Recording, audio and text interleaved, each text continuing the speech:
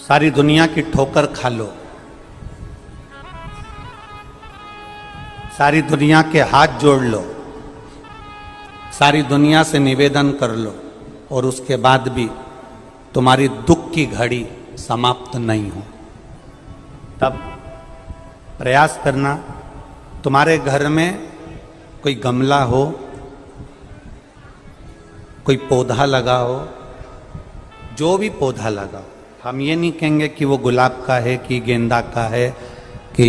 शमी का है कि बेलपत्री का है। जो पौधा तुम्हारे घर में लगा, जो पौधा, एक प्रयास करना। अभी सावन चालू हुआ है, अगर तुम्हें लगता है कि मेरी दुख का समय समाप्त नहीं हो रहा, मेरी दुख की घड़ी समाप्त नहीं हो रही, तो घर में रहने वाले जितने लोग आस्था चैनल पर कथा सुन रहे हैं, जितने फेसबुक यूट्यूब पर कथा सुन रहे हैं और जितने पुष्कर राज की इस पावन धरा पर बैठकर कथा सुन रहे हैं, उनसे निवेदन करेंगे, श्रावण 2 सावन अब की बार हैं, एक अधिक मास का भी पड़ेगा और एक श्रावण ये पड़ेगा। ये जब 2 श्रावण पड़ते हैं तो इसमें हरि और हर का मिलन होता है, हरि और हर का मिलन, क्योंकि अधिक मास जो है वो भगवान पुरुषोत्तम का है, भगवान विष्णु का, और सावन के मध्य में अगर पड़ रहा है तो देवाधिदेव महादेव के साथ भगवान हरि का मिलन हुआ है, इसलिए इसको हरिहर श्रावण कहते हैं। ये 2 महीने के श्रावण में अगर मान लो एक दिन आपका निकल भी गया, 2 दिन आपके छूट भी गए, कोई दिक्कत की बात नहीं है।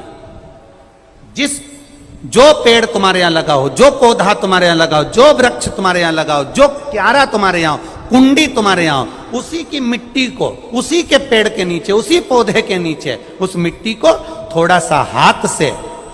उसको उठाकर एक लिंग की आकृति बना लें। उसमें जलाधारी बनाने की जरूरत नहीं, केवल लिंग की आकृति बनाकर उसी की पूजन वहीं कर कर पानी चढ़ाकर 15 से 20 मिनट बाद अपना काम करने के बाद उसी को उसी मिट्टी में विसर्जन कर दें, अपनी कामना कर कर। देवाधिदेव महादेव 2 महीने के बाद क्या देगा ये वही जान सकता है। वो क्या प्रदान करेगा ये उसके ऊपर।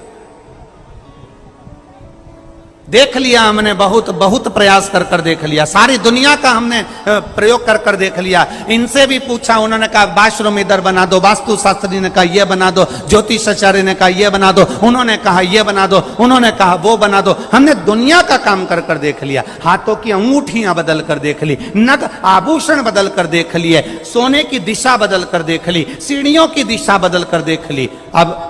जब सारी दिशा बदल कर देख ली, सारा काम कर कर देख लिया, उसके बाद भी अगर हमारी ग्रह दशा नहीं सुधरे, हमने सबके दरवाजे जाकर देख लिया, देवी देवताओं के भी धोख धोख के देख लिया, पर जब भी अगर हमारी दशा ना सुधरे तो फिर कहीं मत जाना, महादेव के चरणों में जाकर बस उसकी आराधना में लग जाना, फिर वो संभाल लेगा। जितने लोग कुबेरेश्वर धाम पर आते हैं, हम उनसे कहते हैं कभी भी यहाँ पर आकर ये मत कहना कि मेरी गाड़ी, मेरा बंगला, मेरी जमीन, मेरी जायदाद। यहां तो झोली भी अगर खाली लाओ, 25 साल, 30 साल, 40 साल भी अगर शादी को हो गए और औलाद नहीं हुई है, तो उसके दरवाजे पर जाकर कहना, कथा सुनते सुनते उसके 7 दिन की कथा में कंकर शंकर का स्पर्श रोज कर कर अपने गर्भ को लगाते हुए कहना, तेरी कथा सुन रही हूं, मैंने सुना है तू सबकी गोदी भर देता है, मेरी शादी को 30 साल हो गए, झोली तो तू ही भरेगा, मुझे विश्वास है खाली नहीं लौटाएगा, और वो देकर ही भेजता है, देकर। अगर कोई जिंदगी में आने के बाद अगर 1000 अश्वमेध यज्ञ भी नहीं कर पाता, पृथ्वी पर आने के बाद में अगर मान लो कि हमने 1000 अश्वमेध यज्ञ नहीं करे, 1000 अश्वमेध यज्ञ को हम नहीं कर पाए, तो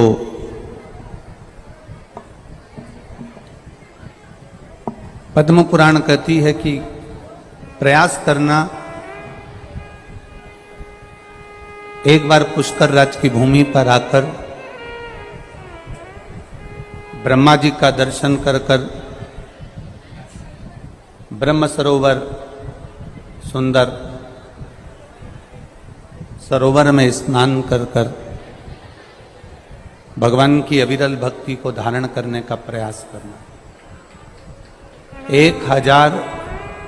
अश्वमेध यज्ञ के बराबर पुण्य ये पुष्कर राज की भूमि दे देती है, तीर्थों के गुरु की भूमि दे देती है। आप सबको पंडित प्रदीप महाराज की कथा सुनकर कैसा लगा? अगर अच्छा लगे तो चैनल को सब्सक्राइब, वीडियो को लाइक करना ना भूलें और जो भोलेनाथ को मानते हो कमेंट में हर हर महादेव जरूर लिखें। जय भोलेनाथ, जय महाकाल, ओम नमः शिवाय।